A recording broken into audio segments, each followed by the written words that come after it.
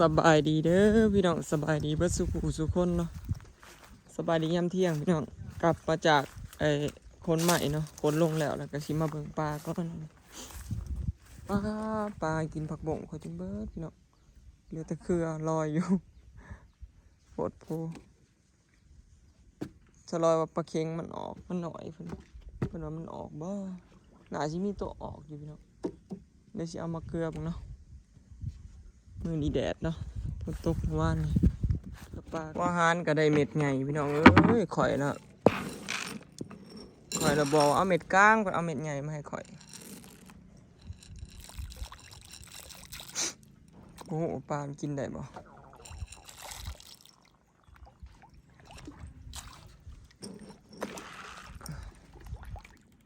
กินได้อยู่บ่กินได้อยู่ดอกน้องพี่น้อง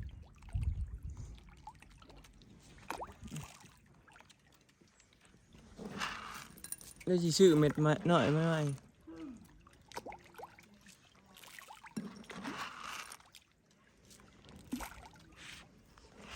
มาเบิ่งปลาดุกพี่น้องปลาดุกข่อยเนี่ยมันกินบ่ได้มาจากเม็ดใหญ่แห้งลินะเขาให้พีษพี่น้องไอ้บอยก็บอกเขาอยู่เล็บซีเผื่อราคามันบ่คือกันแม่นพี่น้องเม็ดน้อยนะสิแพงกว่าเม็ดใหญ่นี่สิถือกว่าแต่ว่าเม็ดกลางก็เป็นใหญ่คือว่าราคาซ้ำกันนี่แหละนี่ปลาดุกข่อยกินบ่ได้สมจากจะได้ไปซื้อแล้วนี่เสียดายเนาะอย่างมาเที่ยงตู่ถามลากับพี่น้องได้มาแต่เฮงนะสุเพิ่นพี่เปิ่นมาเสียดอย่างก็ครัวกิ้งบ่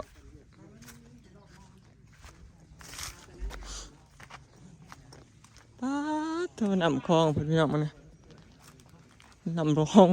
จนจะเต็มคลองเนาะเสียงแตกสุดๆอยู่พี่น้องอันนี้บ้านสวนไปถามลาจักไผมาพี่น้องไปเบิ่งน้ำกันหลายคู่หลายคนจักพากันเห็ดหยังเสียงแตกชั่วๆอยู่อยากนอนเว้นก็นอนบ่หลับห้วยมาให้ได้นี่ฮะปืนบ่จักย่าได้ฟังเสียงให้แล้วค่อยละย่าเอาสะบ้อนี่เอาสะบ้อนี่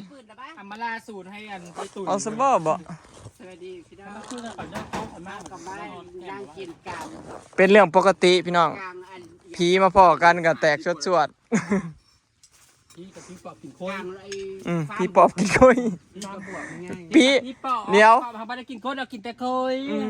พี่ปอบบ้านนาวานี่กินแต่เดียวเนาะโอ้ยแต่สิบตอดมาดอกโค้ยกับไม่ได้กินโมซั่วเรากินแต่โค้ย พี่เปิ้ลได้จ้ะพี่เปิ้ลอยู่นอนอยู่มากินโค้ยแบบอื่นเรากินแต่โค้ยตาปังทองแต่มึงสักก้อนก็บอกกินมาให้น้ำเดียวนะจดแล้วย่าเรายานพวกนี้เราว่ามีดอยู่เนาะถ้าแม่นว่าคอยกินข้าวแล้วนี่ช่วงนี้ก็แปลกๆเนาะผู้บ่าวทาบังทองนี่มาดูนี่แปลกเลยในคนติดกันนี่คอยเนาะติดจักติดไผกันแน่ติดเจ็ดตุยหรือติดอันโอ้ยอามาลาดแล้วบ่ติดดอกมันรวมเลยว้าวลัดเลยติดเข้าไปนี่แหละมันยุ่งดีเนาะยังบ่ทันได้ออกสื่อซ้ำติดก็ข่อยอะไรเพิ่นลัดไว้ล่ะมันยุ่งดีใส่ยุ่งก็ดีเนาะยุ่มน่ะได้มือน่ะเห็นผิวปุดปิดอยู่มันผิวออกมันออกมาหล่อซื่อนั่นนะมันหล่อเก่งจ้าแต่กับบริมีมารยาทมาลายใหญ่ดอกฮีห้องบ่เพิ่นเว้านะบ่แม่นโต๊ดฮีห้องกันกลัวแหละนี่แล้วก็ห้องโลดห้องบอกพากินข้าวแล้วกินข้าวกันยังครัวกิ้งนะบ่เอาเลยเฮากินละแมงวันสั่งแมงวันกินแกงกระปอมมาเลยพักแต่เกิดรอที่นายไก่ที่ยาคอยก็ได้กินอะไรมื้อนี้คอยเคยกินอยู่ฮะบ่ได้ปั๊มไปใหญ่บ่เมียจมไปร้ายเขาหายไปหาป่ากับเมียจมจมมาแล้วไปดุอะไรกันเลยมีเพจกันยายไปหาจ้าไปลูกตัวลูกเงินเนาะบ้าบ่ได้แม่นชาวบันดอนโอ้จ้าบันดอนถ้าจะไปตอกแต่บันดอนเลยเนาะโอ้คว้าพอเท่าเลยไปซื้อโอ้เฉพาะเล่นพอเท่าเลยถูกยันแล้วเจ็บหัวเข่าแล้วก็รถพี่เอาตึกแฮจนเมื่อยน่ะบ่ได้พอเท่าเลยว่ะอู้แฮมันบ่มานเอาไปแลกกันแลกชาวบันดอนเป็นได้เหรอแฮถิ่มซะแล้วไปแลกรถเขาเอาอยู่แล้ว2 คน2 คนตะด่างเขาเอาเป็นคนตุ้ย สาเหตุที่พอเราเลยลงคลองก็มีแต่แนวเดียวแล้วติดสาวบันดอน แล้ว แต่เก่าเขาก็เนี่ยเขามาเดี๋ยวนี้ เขา เขา ก็ ก็ มา มา บ้าน ไป คือ เนาะ กับป้าอีกคือกันไม่เท่าแก่แล้วไม่เท่าได้สิเด็กนี่มอง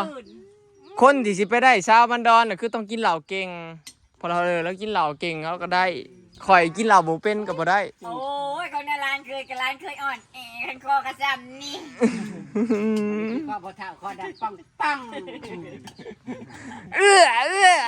ลดความง่วมหัวเป็นไดเจ้ามันบ่ออก เราเมาเหล้าบ่เท่าเลยแล้วเราเมาเหล้าแล้วเราซ่อนน้ำเฮาเรามานั่งทั้งหน้าทั้งข้างเสล่งกันเลยซ่อนไปแล้วเราเมาเนาะมันตกคุ้มไปได้เรานี่เฮ้ยเราโยกไปน้ำคุ้มมันเด้แล้วเราก็ห้องบ่ายมันไปปีนลงหมดบ่ออกของแตกซะเฮานะสี่บาทนี้แหละเฮานะผูกออกบ่ได้เนาะค่ารถนะเขาก็บ่มาเอาเฮาไผก็บ่มาเอาเฮายังว่าแล่นหาเก็บของเชยยันคนมาเห็นยันอายเขานะเฮาบ่ได้ค้านออก เดี๋ยวหาร้านเคยว่าร้านเคย มันถ่ายว่าท่านของตอนลงน่ะก็โทรศัพท์กับเกเรอยู่ในกระเป๋าคนขาสี่กับเรื่องผ้ามันบ่ได้ คือเฮาไปนะเนาะ โทรศัพท์ก็จักไปยืนใส่กระเป๋าในบ่อนเฉลงเด้มันแตกกระจายไปเบิดได้อีหยังของกันโทรศัพท์ก็จะไปตกใส่ ลงคอกันนี่จ้ะ ตาหน้าอีหยังมามันบ่แม่นรถขว่ำมันรถง่วมหัวเนาะ เอาเจ้าเอาผ้ากระติกไปอ่านเถิงนะ ยังบ่ได้เศร้าได้เนี่ยยังบ่ได้เศร้าได้นี่เจ็บ จับพวกกินข้าวนี่น่ะ มันก็ยากแต่ว่าเนาะ สรุปก็คือรวมผีพี่น้องจังหวะเสียงดังสวดๆนะถ้าทีมนี่มาเนี่ยแม่นคักรถพี่น้องเลยพอกันยามใดนี่บันเทิงยามนั้น เสียงได้ยินอยู่ไปหลังคาบ้าน10หลังคาบ้าน อันนี้ก็คอยไปหาเฮ็ดไปป้าข่อยอันนี้ก็เดินจือมาไว้เด้อ บอกเจ้าแล้วมาบอกข่อยเฮ้ยเนาะข่อยคิดน้ำเจ้าห้อยๆจะบริเวณใครบริเวณมากกับจะเมื่อแล้ว ทันคือเพิ่น อันมีใหญ่อำลากับผ้าเอาไปทางได้ชูเพิ่นผู้ผ้ามาบ่ถามหมู่ไปทางได้ชู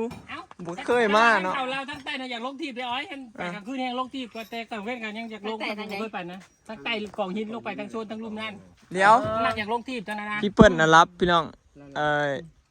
เบาวงนี่นะข่อยเรามาหลายเทื่อนี่ข่อยสิไม้แล้วแหละนี่มาหาไม่เฒ่าข่อยหลายเทื่อ บ่เด้อมาหากันมาเชิงก่อนพี่บ่ได้เชิง บ่กันย้อนแนวนี้แหละจังสิไม้แต่คันมาแล้วเชิงแล้วน่ะข่อยบ่ไม้อันนี้มาแล้ว เจ้าก่อนสิเชิงก่อนกับเชิงแล้วก็ไอ้รถเที่ยวมัน มาซื่อๆแบบนี้ลุบแล้วเฮา ทำเป็นมาให้อำมาลา แต่แท้ๆอยากมาหาเจตุยเฮาลุบนั่นนี่อำลาบ่ได้ โค้ข่อยขึ้นมาบ่ คัน เชิงแต่ผู้เดียว คันข่อยนี่ผู้สาวมาเล่นน้ำนี่บ่ได้นี่ข่อยบ่ให้มาจักเทื่อ แค่กลัวขาดทางดอกว่า ใครอยู่ดอกกันอัมมาลาได้ข่อยบ่ได้นะที่ข่อยอุกอันอัมมาลายังว่าเริ่มมาปลูกไปปลูกไว้อยู่ มักบวบก็ได้หมวบเหลี่ยมนี่นะบาทเด้อนี่นะ บ่แล้วอันนี้แล้วมากตะกี้แล้วว่า เฮ้ยตัวนี้เด้นี่มันเอาข่าวบนชุด จนมันอยากเน่า ตัวนั้นมันเอาข่าวชุดมันที่น้อยๆมันเน่าฮอดโพด FC ข่อยบ่แม่นหัวจะอันเหี่ยวเหี่ยแล้วบ่พี่น้องบ่แม่นหัวจะเหี่ยวเหี่ยแล้วบ่นี่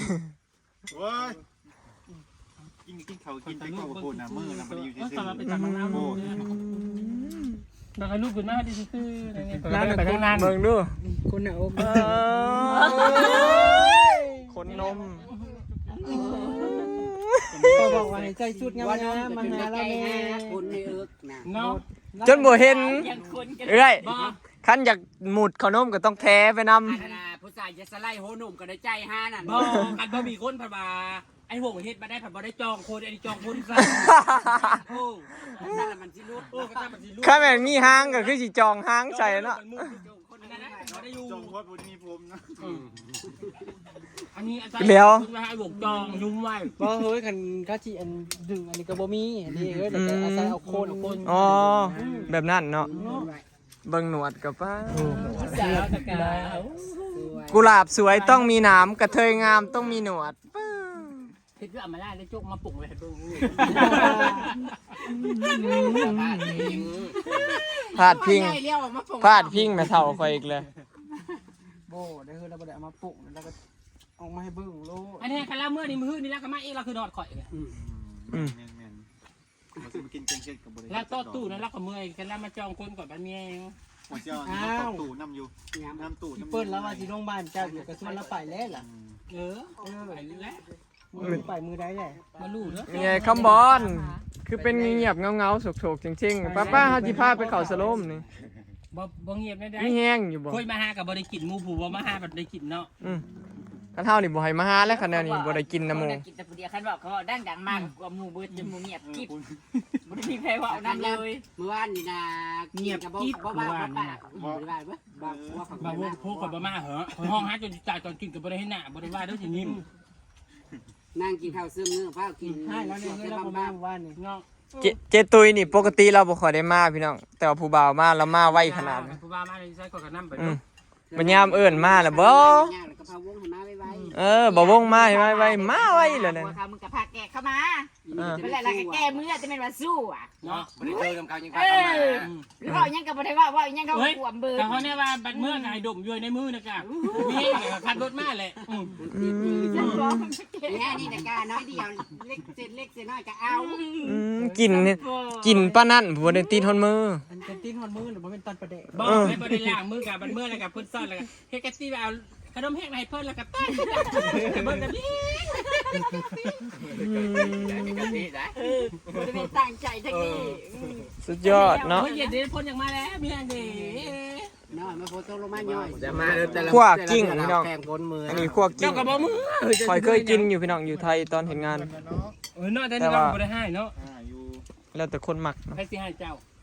ข่อยว่าแซ่บอยู่คั่วกิ้ง เจ้ามือนอนเฮือนเจ้าบ่ได้สไลด์หัวนมเด้อนอนนี่เจ้าได้สไลด์หัวนมเด้อ โอ้ย มันบ่มีห่ม บ่ เล ได้ ย สไลด์เลย มันห่มอยู่นี่เป็นคือว่าเย็นอยู่ บ่มีห่มอยู่แล้ว อ่ะก้อย บ่มีห่มคันไรข่อยสิเฮ็ดเฮือน2ชั้นบ่มันยากมันสอบ เอาปีมาผูกไว้ลายๆนี่ว่าฉันสิได้ไปนอน เปก็ยังบ่ทันได้ซื้อมา มันมีอันเดียวนึง มากันนอนจับ มาก็นอนซ้ำ เจ้าบ่ต้องซื้อดอกอ้อย หอมบ่ เจ้าเอาเสื้อครูไปแลกอันมัดเพื่องน้ำไม้ข่อยแล้วก็เช็ดให้ มาเพื่อน เฮ็ดหยัง เอาไปเฮ็ดมันจะเป็นนะ สารเฮ็ด อัดเพื่องนั่นดิ อันเชือกมัดเพื่อนนะ ข้าวกับซานเอาบัดนี้ ซานเถอะซานมีเป็น เฮ็ดคือปีพรมนี่มันจะบ่เจ็บหลัง แม่นคันเห็ดมันห่างแล้วมันเจ็บหลังเลยเป็นห้อยหลังกองลงอยู่ เจ้าบ่ต้องเฮ็ดบาง ขณะนี้เวลา 13 นาฬิกา 3 โมงเลย อีก4 เพื่อนก็บ่ได้แอมพี่น้องตะกี้ว่าสิแอมเลยสร้างเท้าแล้วมันยากยามนี้เราแล้วเขาซับอ้าว เอาเป็น แล้วยาก มันเที่ยวย ากเวียกเที่ยวทางยากฝนตก และทีมงานเราก็ยากนำหน้ายากนำเขา ย่างไงเนาะ บัดถามตอนน่ะว่าเฮ็ดงานเบิดปีบัดนี้เพิ่นว่ายากเขาพอเอ้า มันพ้นดีดี การไปยากพาเมียไปหาเฮ็ดบ่จ๊ะ เนาะคันฮู้นี่ก็แอมแต่หึงแล้วขนาดนั้น ก็ไม่ต้องอ่านบอกไม่มึงอยู่ว่าถูกเปียนอน บ่แอมเทิงเลยทางล่างปะนั่นน่ะแหล้วบ่ได้แอมนะปล่อยโลก FC หลายคนก็อยากเห็นมันแล้วพี่น้องแม่นบอยก็อยากให้มันแล้วอยู่ ไม่ แต่ว่าม าวงมาไหนก็นอน ไปนอนเดี๋ยวนี้ก็ ก็ยังว่าขอสิไหมชุบเจ้ายังว่าสิมานอนสมกันอยู่ในนี่ เขาจะบอกอยู่เฮ้ย เจ้าก็ต้องปล่อยไม่เท่าข่อยก็ก่อนให้เราได้ซะก่อนเจ้าก็จะพาวแล้วก็ มาวงแล้วบอกตาเฮ้ยแล้วเราใส่หมักบวบไรแล้วมันลมแล้วว่า ไม่บอกเป็นเนาะ มันยุ่มได้บ่แม่นบ่ กับมันยุ่งคืนเฮ็ดมันยุ่งนี่เลยแล้วบางที โอ้ย บอกกระปากแล้วเราใส่หมวกบวบเหลี่ยม แม่เนี่ยแล้วเราปลูกไว้บนต้น ซาข่อยเห็นน่ะข่อยเห็นแล้วแต่บ่เคยยาว ปลูกมาคืน แต่มักบวบเหลี่ยม ย่านะมันจีบป้อนกับโทรจิบหมากกูบ่ โอ้กะตะกี้มันมีหมากใหญ่ๆเนาะอันนี้ยังว่ามันเหลี่ยมแล้วบ่เอา มาคืนย่านั่นยันรับป้อนกับโท เอ ร อ จิ จะ บหมาก จับ กู มัน บ่ ย่างอยู่ คันแบบนี้น่ะเหมาะกับเจตุยอยู่นี่ เนาะบ่เด้อของข่อยสำหรับของบ่าวงน่ะก็เน็ตเอ็ดแล้ว เอ้ย ของปืนกับโบแดงสิ ของบ่วงประจำนี่ได้จะสิเอาบ่ เอากูจัง แถมขางเดียวอีกพร้อม ของไอ้วงจำนี่ได้เคยใช่ไหม โอ้ยเขาไอ้วงซ้ำนี่ให้เขาตากทางแล้วรูปแล้ว เดี๋ยวคันของไอ้วงเจ๊ของไอ้วงไข่เดียวก็เอาบ่ อันเพราะไอ้วงเป็นแบบนี้ตัวโอ้ยพอดีแล้วเขาจำวัดใช่ไหมแป้นแล้วมันมีเรียบมีลายแบบนี้เสือ สายากเจตุยไข่เดียว ที่มาว่าเขาอี หน้าของเราเนี่ยคือห้องงูนะ คือคนงูนะบ้าพอดีแล้วคอยเอาเข่าสองทาง พี่ นี่ถ้าไปกินดันขึ้นบ้านใหม่บ่เอื้อพี่ มันหน้าตามันบ่ ข่อยใกล้มาเมื่อวานข่อยใกล้มาเมื่อวานนี่แล้วเลยแอบไอ้ยังก็ใส่ยังก็กระจกแล้วเนาะ เขาด่าเขาพี่แต่ง ใส่กระจกแล้วก็แต่งทั้งหน้าแต่งบัวแล้วเลยเหลือแต่ท่าสีกับใส่ประตูทั้งหน้าแล้วเพื่อนเรา กับเทพื้น เธอให้กินแล้วได้แอมแล้วก็ขึ้นรถนะ เจ้าลาย ผมข่อยยังลายได้ บ่ในนี้ก็ ท่าสีบ่เทือน เอาผมข่อยกับท่านได้ท่าบ่เถื่อน แล้วก็เทพื้นอีกเด้อ น่ะผมข่อยกับท่านได้ปลูกกระเบื้อง โอ้มันบ่ยากครับผมบ่ได้ขั้นรายขั้นตอน ตอนอย่างไรเรียบาวงเพิ่นมากเพิ่นว่าเวลาเพิ่นจองคนเอาก็เพิ่นเอาแก้มจูเพิ่นว่าตีข้าวโกนเจ้าของเก่ง ตะกี้ว่าสิเอาเปมาผูกไว้ในเฮือนหลายๆอันเลยพอตะเลิ่นแล้วเพิ่นเอาอันมงใหม่มงกบมันมาอัดมาเอาเข้าไว้ในเฮือนนี่ขี้ขานย่อออก ตื่นขนมอะไรหมดแล้ว อ้าวบ่ได้มาโน่น มัน เด้อ มันพุ่มอยู่ทั้งปีเลย แม่นมีผูก ประกาศแม่ โอ้ยนี่เบิ่งได้ตอนแกล้งลูกขึ้นมานะมอจะติดโปมือข่อยขลอดนี่โคตรเอาไปขึ้นมาเก่า ก็ได้ เมื่อน้ำจัด เนี่ยต้มเนื้อว่าพุ่นมอยโดน หมา เฮ้ยนะมาไอ้กระตือ หมาไอกระ โอ้ย ตื่ จะ น ซูมข่อยแห้งเลยข่อยถือผ้าอยู่เนี่ยข่อย เลี้ยวสิบ่ตื่นเนาะ ซ้ำตุ้ยๆอ่ะ สับตุ้ยๆตกใจเนาะ หรือจะมาเสียงไงเสียงหน่อยคือกูผู้เป็นแม่ยิ่งไรเรื่องบางคำเปิดย่านตกเตียงอยู่ ว้าว ย่ำเอียงก็มีได้ไอ้บ่ย่ำเอื้อมอ่ะ ย่ำเอื้อมกับแบบปุ้ยเนาะ หักแตงตู่มื้อนี้น่ะเป็นตะได้เมียงามอยู่ได้หลาย จะได้มันเนี่ยขอเรื่องเบิ่งเลย คันอีกจักหาปีนี่เจ้าบ่ได้ผัวนี่จะเอาเมียรถขอยว่า โอ้ยขอบ่ได้ฮอด5ด้วยสั่นบ่ช่วยสิเอากระบาวงเลยออกพรรษานี่ โอ้ยคำมันกายออกพรรษาน่ะเอาเมียรถมันชอ อ่ะหัวปลาเทาให้เอาเมีย บ่ได้เฒ่าไม่ใช่เจ้าวายขอไปเป็นเมียเจ้าแบบตู้ อืม โอ้เขาอยู่หัวไว้อยู่กับมุนนั่น จะเฮาจะเอาคนไปเป็นเมียแบบตู้ อื ขึ้นรถ ม คุณใดมาส่ง บุญไม่เท่าคอยมานะ เลยยังมาอยู่ จักได้อีหยัง โอ้ได้ไอติมไม่แล้วโอ้ มาแต่ได้กินมาให้เลย ขนาดทนไปเจ้าวันแดน ย่างจนเขียวเลยคน เราเครียดเขาเอาให้เล่า นั่นแล้วย่างยังกระเดะกระดอเท่านี้เนี่ยหน้าจนเขียวเลยเด้อ จ้องกะกั้งได้ไว้โอ้ย เออ จะไปฮักกังเด้ออย่าข้าวขึ้นเด้ออย่า โพดโพ มาบ่ได้ บ่ ปากเลย ตักแต่ช่วงหน้ามันนี่เล่าดำแห้งตะกี้เราบนหนาเราบ่ได้ด ป้าจุลใส่กิน แต่เมื่อก่อนบริมีผู้มีพวกครบนะกันข้าวอยู่ไหน ำพอเลิกครบแล้ว มั กัน น จี้มูอีกแล้วเขามูเลยหน้าดำ แต่ในนั้นรัศมีหมู่มากวมบ่ ชุมเจ้านี่บ่ได้เด้อสนะผ้าไม่เท่าคอยไปตากแดดตากหน้ายเด้อ คันนางอาจบ่มากับบ่ได้ ชุมเจ้าต้องผ้าไม่เท่าคอยไปแบบสวยๆงามๆบัดนี้นะ คันนางอาจบ่มากับบ่ได้ดำปานนี้ดอกทางนางอันนั้นน่ะมันโพด อันนั้นแห่งบ่เป็นตามาใกล้หมู่นะมันบ่คือหมู่โพดขาวโพด ข้าวจุดสวมเนี่ยวะ ขาวจนบ่อยากกล้ายืนใกล้ ทุ่งหงนะทุ่งนะ ข้าวกระยาบุก เฮ้ย ข้าว คนไหลทางอ้อมหูตื้อ ข้าวกระยาบุกข้าวกับบ่ได้มีตัวน้ำมู เปื้อน สิให้ว่าแนวใดพี่น้องเจ้าแนมมึงแน่นี่สีผิวแต่ละคนน่ะและแนมไปหาบ่าวอาด โอ้ยเฮาก็ใส่ นี่คือคนละประเทศนี่ โอ้เล่ากับบริการหักระโบ ระบบ อะไรคืออีซ่ามูนี่เลย บ้าเบิ่งกะกักแน่สีมาน่ะแป้งเบอร์เธอ2ปองหัวตาน่ะเป็นเจ้าคำน่ะ กันมันเขาอีภาคมึง แต่บ่ได้ก้าวเลยรับบ่เนาะเจ้ามากับเล่าอยู่บ่ เฮ้ยอาจกูซึกจะบอกกินเส้นเฮ้ยอีกแล้ว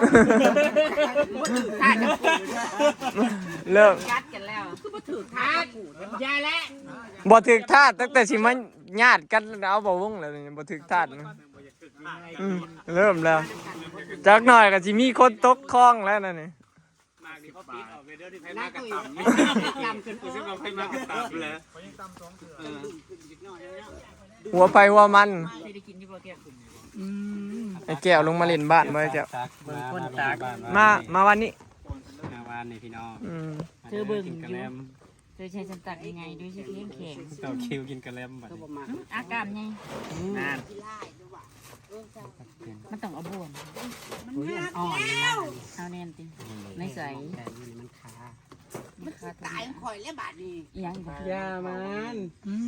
หู ขอให้กันละสู้ เอาขึ้นแล้วมันเจ้ามัน ป้าโลนะบ่วงเว้ยไผบ่มีตากระตำมาโลด ภาคสู พอแล้วตาเล่งใช่ไปวะ หัวไผหัวมันบ่ หลายคนละตามนี่ กำ2เทื่อนี่นะ นั่นแล้วหัวไผหัวมันไผสูงก็โดน ตามหน่วยอยู่ข้างกัน แม่ ตา บ่ ม เห็นบ่หน่วยใหญ่อยู่ เอา โอ้ เอื้อยน้องยางเอื้อย พี่เสี เอื้อย ก่ น้ อ อน งยางนี่ ก็ให้เมียจะมาตักให้ติ นี่เจตุยนั่น ข่อยได้ก็ใส่เอื่อยแนวใด เขาก็มีลูกมีผัวเขา เออ ผัวไผผัวมันแมันบ่ บ่ได้กินแล้วบ่มีผัวนี่สัตว์ บ่มีบ่ได้กินตักเอง หาปลากินน้ำล้างจ้า พูดไปกันตากินกะแลมบัดนี้พี่น้อง คือว่าเด้